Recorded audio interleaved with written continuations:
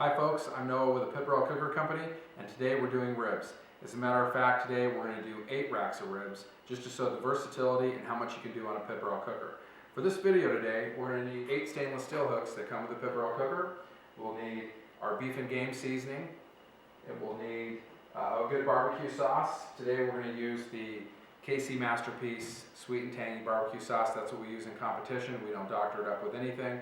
And that paired with our beef and game seasoning is absolutely phenomenal. In this video today, I'm going to demonstrate 2 different styles of ribs. We have our traditional baby back ribs, and we have our St. Louis style pork spare ribs. So let's first start with the St. Louis style pork ribs. First thing I want to do is there's this little skirt that people call it, and we'll go ahead and remove that. So that's one of the first things we'll start right off with. And that brings us to the fun part, taking off what is known as the membrane. This doesn't have to be difficult. The easiest way to do this that I've found is you take just a regular butter knife and you go under the end and you start out kind of right where the rib bone is, and you kind of peel it away. You kind of pry up right there. Easy thing to do is take a paper towel. It's sometimes hard to grip, and you'll pinch that membrane with it and you just peel it right back.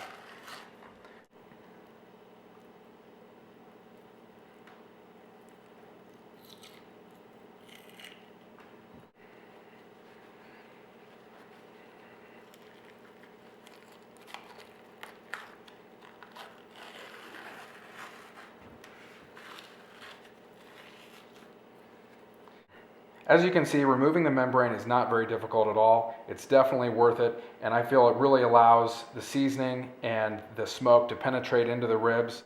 The next step in the process is optional.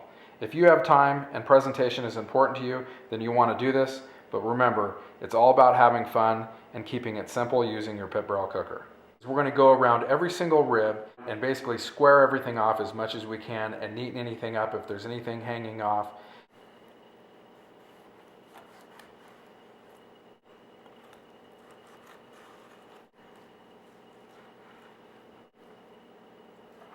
Once you've finished trimming the ribs to your satisfaction, the next thing I like to do in preparation is rinse the ribs off. So using cold water, we're going to go ahead and just rinse the ribs off. Again, and you can feel some of the little bone fragments.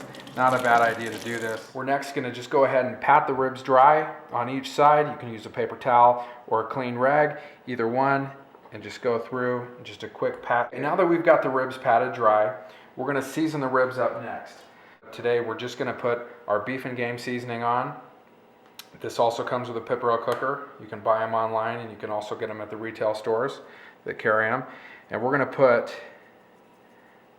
a coat just like this on the back of the ribs and on the front of the ribs. Now that we've got the ribs seasoned, the last step before placing the ribs on the Pit Barrel Cooker is hook placement. What you'll want to do is take the thicker end of the rib, which I've already set them out. So obviously this is the thicker end right here. So we're going to go ahead, we're going to go through on the back side, getting at least 2 rib bones down. So this is the first rib, the second rib. We're going to go ahead and take this hook and we're going to place it right through here just like this. So it's going to hang just like that. Put the hooks in the rest of them. So now on to the baby backs. A lot of the preparation you've already seen done with the St. Louis style pork ribs. So I'm going to skip a few of those steps. I've already removed the membrane off of these. There wasn't a lot of trimming to do. You don't have to worry about trimming off a skirt, and usually there's just a lot less trimming to do on the baby backs, so it's a little bit easier. Both ribs are great. So we're going to go right into seasoning them. We're going to do the front and back.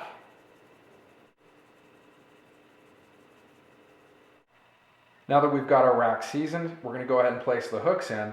And again, we're going to the thicker portion of the rack versus wider. So even though this is wider than this end, the thicker end is right up here. So we're going to come through, again, at least 2 ribs down, right through there. Now that we're done with our steps in preparation, we've got our hooks in. It's been 20 minutes since I lit the coals in the Pit Barrel Cooker, and we're ready to go hang 8 racks of ribs. So when I put the ribs on, just so I can keep track, I'm going to put the baby backs on this side, and I'm going to put the St. Louis style ribs on the other side. Go ahead and put our St. Louis style ribs in. Put the lid on, and we're going to come back. And we're going to come back in about 3 hours and take a look. Okay, it's been about 3 hours. I'm ready to take a look at my rib, and I'll show you what I'm looking for. So what I'm looking for some of these bones here, and the meat to be pulling back off the bones. You can see right here that it started to do that, but I'm looking for that to pretty much be consistent all the way down the ribs. And once we get about a quarter, half an inch, pulled back, that's when I know that we're getting pretty close. And that's just kind of a trick that I use, and usually works out really well. Okay, we're ready to check the ribs again. I actually let them go about another 15 minutes longer, so we're at about 3 hours and 45 minutes right now due to elevation. At a mile high here in Colorado where we're at, it's going to take a little bit longer, but again, if you're in sea level, it could be just a little bit shorter. Okay, we'll go ahead and pull one of the racks off, and we'll check it out. Okay, take this rib bone right here, and we'll just see. And right now we're getting pretty close here. We can see it's wanting to separate and pull away. That's what we're looking for. At this point, what I'm going to do is I'm going to pull the rest of these off, and we're going to put our barbecue sauce on. We're going to put a fair amount on here. And this is just so easy. This is probably one of the easiest ways you could ever do ribs.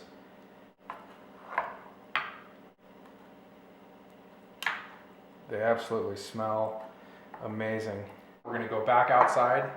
We're going to hang the ribs back on, and we're going to let them go for about 25 minutes, letting the barbecue sauce caramelize. Back in the cooker.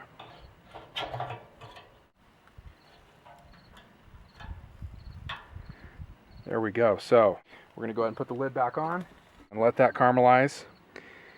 Okay, it's been about 25 minutes for a total cook time of 4 hours and 15 minutes, and that includes the time that it took me to baste the ribs with the barbecue sauce. So we're going to go ahead and pull those off. So we have the baby backs inside. We're going to go ahead and let them just sit right here and rest. We're going to go outside and we're going to get the St. Louis style pork ribs. So we'll go ahead and pull one of these racks off. Okay, we're going to check this real quick. Actually, that's exactly what we're looking for. It just kind of wants to pull right off. We're going to go ahead and pull the rest of these off. Always want to make sure we put the lid back on even when we walk away, just to keep it from getting too hot and flaring up. Okay, same thing as before. We're going to put the barbecue sauce on. So we're going to go let those caramelize again, same way we did the baby backs, for about 20-25 minutes. The style ribs back on for their 20 minutes. At this point, we can kind of spread them out a little bit. No reason to crowd them since we don't have anything else to put on there right now. Okay, it's been right around 20-25 minutes. Gonna go ahead and pull these off. Okay, so we have all the ribs back in the house. The St. Louis style pork ribs took about 4 hours and 45 minutes, just under 5 hours. Again, depending on elevation and time, you'll kind of get the hang of that and how that works.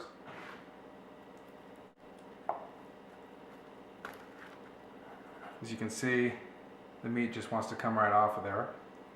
I'll just move these right over here.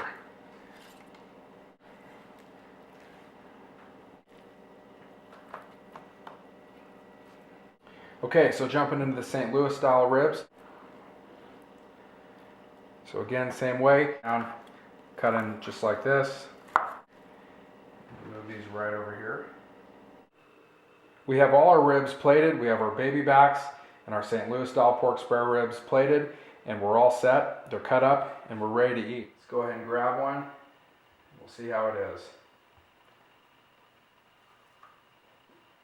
Absolutely delicious, and just a perfect bite. Pulls away, very little resistance, and just super tender and juicy. That's what we're looking at right there, folks, and it is awesome.